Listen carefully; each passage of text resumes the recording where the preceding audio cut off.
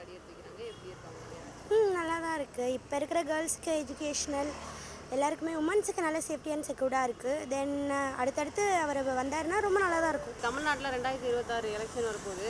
இதில் பிஜேபியோட செயல்பாடு எந்த அளவுக்கு இருக்குன்னு நினைக்கிறீங்க? அது வரணும். பிஜேபி வரணும் ஆசை தான். கூட்டணி ஆட்சி தான் வரும். ஏபிஜே அப்துல் கலாம் சொன்ன மாதிரி வல்லரசு நாடு ஆகணும்னு எதிர்பார்த்தாங்க. வர கம்ப்யூட்டர் நாலேஜ் உலகத்தில் வந்து ஆதார் கார்டோ பேன் கார்டோ இது இணைக்கத்தில் இதெல்லாம் எப்படி இருக்கோ நடைமுறை வரும்போது கஷ்டமாக தான் இருக்கும், மாறிட்டா ஈஸியாக இருக்கும். ஸோ அந்த விஷயங்கள் இவங்ககிட்ட வந்து நல்லா இருக்குது. அண்ணாமலை சாரும் நல்லா பண்ணுறாரு, மோடிஜி அவர்களும் நல்லா பண்ணுறாங்க. என்னை பொறுத்தவரை நல்லா இருக்குது, இந்த ஆட்சி சூப்பராக இருக்குது.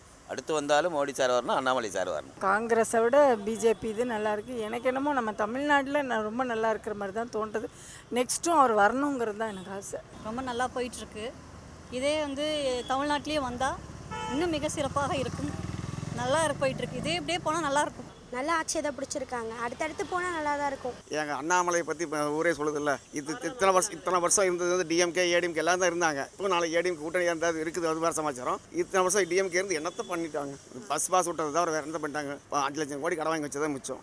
ஆனால் மேட்டூர் டேமை கட்டிட்டாங்க, பெரிய டேமை கட்டிட்டாங்க.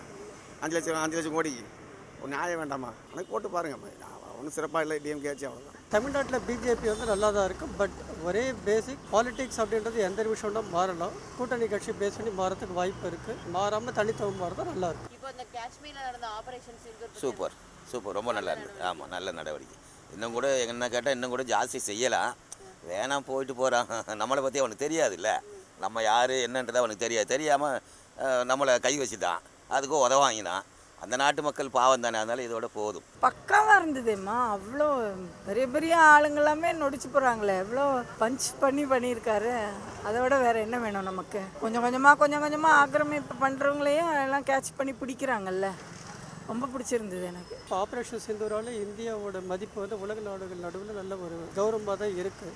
எந்த இடத்துலையும் தோக்கலைன்ற விஷயம் போரில் தோக்கிறதுக்கு வாய்ப்பே கிடையாது. பட் வெளி இடங்களில் வந்து பாகிஸ்தான் பிரசாரத்தையும் மீறி வந்து இங்கே ஜெயிக்கிறதுக்கு எதிர்கட்சி ஆளுங்களே வந்து வெளிநாட்டுக்கு அனுப்பி அவங்கள விட்டே பேச சொல்லி இந்தியாவோட மானத்தை காப்பாற்றிருக்காரு.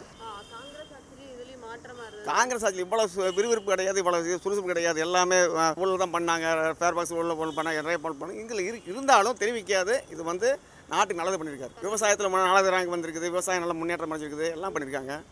எதில் பண்ணல, எல்லா இடத்துலையும் பண்ணிட்டு இருக்காங்க. காங்கிரஸ் இருக்கும்பொழுது 18வது இடத்துல இருந்த இந்தியா வந்து மன்மோகன் சிங் வந்ததுக்கு பின்னாடி 11வது இடத்துக்கு வந்தது. மோடி வந்ததுக்கு பின்னாடி இப்போ வந்து பார்த்தோன்னா கரண்ட்டில் இப்போ வந்து 3வது இடத்துக்கு நம்ம வந்துட்டோம், 4வது இடத்துக்கு வந்துட்டோம். 5வது இடத்துல இருந்தோம், 4வது இடத்துக்கு வந்தாச்சு. ஓகேவா? இப்போ தான் வந்து பார்த்தோன்னா நம்ம ஜப்பானை வந்து பார்த்தோன்னா ஓவர்டேக் பண்ணி நம்மளுடைய பொருளாதாரம் வந்து பார்த்தா மேலே இருக்குன்னு சொல்லி வந்தாச்சு. மோடி வந்ததுக்கு பின்னாடி என்னென்னா இவ்வளோ நிறைய ப்ளஸ் பாயிண்ட் வந்திருக்குது, சின்ன மைனஸ் இருந்தது. 24 லட்சம் கோடி வருது. இப்போ நம்ம வந்து பார்த்தா இது ஜிஎஸ்டியே வருது 24 லட்சம் கோடி. ஃபஸ்ட்டில் காங்கிரஸ் கவர்மெண்ட் இருந்ததை விட 3 டைம்ஸ் ஜாஸ்தி வந்துட்டு இருக்குது. அப்போ ஒரு 6-7 லட்சம் கோடி வரும். இப்போ 8 லட்சம் கோடிக்கு வந்திருக்கும். இப்போ 24 லட்சம் கோடி 25 லட்சம் கோடி வரும் நம்மளோட இது.